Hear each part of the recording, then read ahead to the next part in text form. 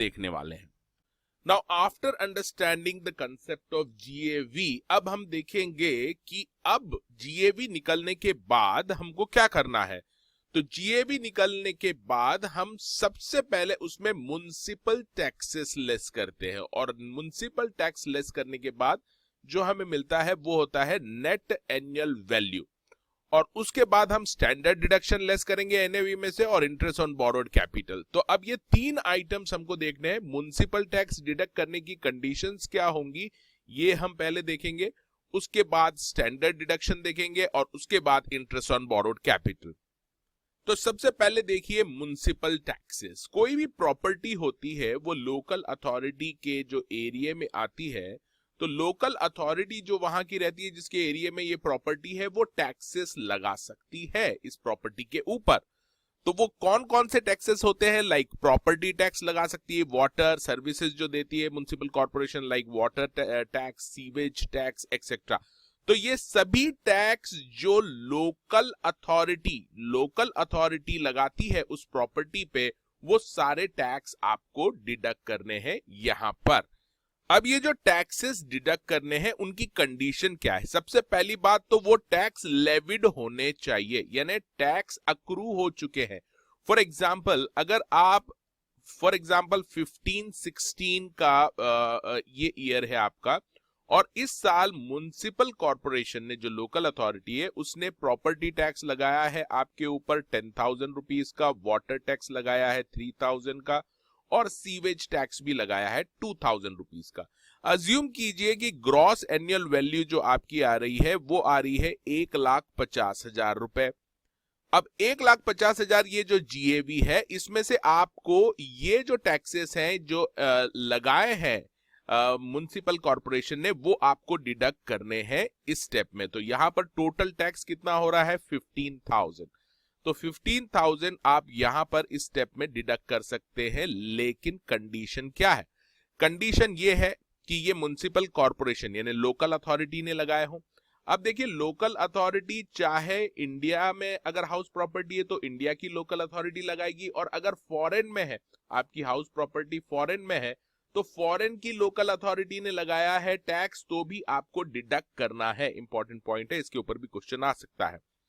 तो पहली बात तो टैक्स लेवी किया हो, और दूसरा बोन बाय द ओनर, यानी वो जो टैक्स है वो टेनेंट ने पे नहीं किया, किराएदार ने पेमेंट नहीं किया है। ये जो टैक्सेस है इसका पेमेंट किसने किया है, ओनर ने। अगर ओनर पे करता है तो ही डिडक्टिबल है, और अगर टेनेंट ने पे किया है यानी किराएदार ने वो टैक्स पे किया है तो यहां पर उसका डिडक्शन नहीं मिलेगा। तीसरा actually paid during the previous year, तो ये 15-16 का ये साल है 15-16, इस साल में जो भी आपने पे किया है पेड बाय द ओनर, जो भी टैक्सेस पे किए हैं ओनर ने वो ही डिडक्ट होंगे। अगर टेनेंट ने पे किए हैं तो डिडक्ट नहीं होंगे। अगर अक्रू हुए हैं टैक्स और आपने पे नहीं किए तो भी डिडक्शन नहीं मिलेगा। अब बात करते हैं कि जो पेमेंट है, क्या इसी साल के टैक्स पेमेंट किए हैं उनका डिडक्शन मिलेगा कि पिछले साल का भी। मान लीजिए पिछले साल का भी 15,000 रुपए था फॉर द ईयर 14 एंड 15, वो पिछले साल पेमेंट नहीं किया था ओनर ने, लेकिन इस साल पेमेंट कर दिया है 15-16 में। तो 15-16 में उसने दो पेमेंट किए, एक तो 15,000 जो 15-16 का टैक्स था, और पिछले साल का भी इसी साल पे कर दिया है। तो इस केस में दोनों सालों का जो भी पेमेंट किया है आपने इस साल 15-16 में, उसका डिडक्शन मिलेगा। तो कंडीशन है कि आपने वो टैक्स कब पे किया है, ड्यूरिंग द प्रीवियस ईयर। अब चाहे वो पेमेंट इसी साल के टैक्सेस का किया है या पिछले सालों का भी टैक्स जो बकाया था वो भी पे कर दिया है, जो भी आपने पेमेंट किया है इस साल के टैक्स या पिछले सालों का टैक्स, वो सारा टैक्स जो इस साल आपने पे किया है वो डिडक्ट हो जाएगा एज ए म्युनिसिपल टैक्सेस। पर याद रखिए यहां पर एडवांस टैक्स अगर आप पे करते हैं, मान लीजिए 15-16 साल चल रहा है और अगले साल का यानी 16-17 का आपने एडवांस में टैक्स पे किया है, एडवांस टैक्स, तो उसका डिडक्शन नहीं मिलेगा आपको इस साल। तो म्युनिसिपल टैक्स कब डिडक्ट होगा इसको आप फिर से देख लीजिए। पहली कंडीशन है लोकल अथॉरिटी ने ये टैक्स लगाया हो। अब ये लोकल अथॉरिटी अगर प्रॉपर्टी इंडिया में है तो इंडिया की लोकल अथॉरिटी, अगर प्रॉपर्टी फॉरेन में है तो फॉरेन की लोकल अथॉरिटी ने लगाया हो सकता है, कोई भी केस चलेगा। दूसरा पेड किया हो। पेड कब किया है आपने? प्रीवियस ईयर में। तो जैसे हमने देखा 15-16 में आपका टैक्स था और आपने पे किया है तो ही आपको डिडक्शन मिलेगा। दूसरा, पे किसने किया है? ओनर ने किया है। अगर टेनेंट ने ये टैक्स पे किया है तो डिडक्शन नहीं मिलेगा। ओनर ने खुद ने अगर वो पे किया है तो ही डिडक्शन मिलेगा।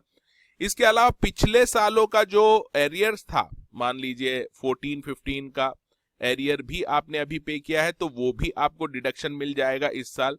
कहने का मतलब है इस साल जो भी आपने टैक्स पे किया है वो पूरा डिडक्शन मिल जाएगा, जो भी म्युनिसिपल टैक्सेस आपने इस साल पे किए हैं, पेड बाय द ओनर। और लास्ट में एडवांस टैक्स अगर आपने कोई पे कर दिया, यानी अगले आने वाले सालों का अगर आपने पे किया है, एडवांस म्युनिसिपल टैक्स पे किया है तो उसका डिडक्शन नहीं मिलेगा। तो एज पर अवर केस 15-16 का जो टैक्स था वो आपने पे किया है 15,000 और 14-15 का भी 15,000 का इसी साल पे किया है, तो टोटल 30,000 हो गया। तो मान लीजिए जीएबी आपकी 1,50,000 थी, तो म्युनिसिपल टैक्सेस आपके कितने डिडक्शन हो जाएगा? 15,000 इस साल का पेमेंट जो ओनर ने किया है और पिछले साल का भी पेमेंट किया है, तो टोटल 30,000 आपको डिडक्शन मिल जाएगा एज ए म्युनिसिपल टैक्स।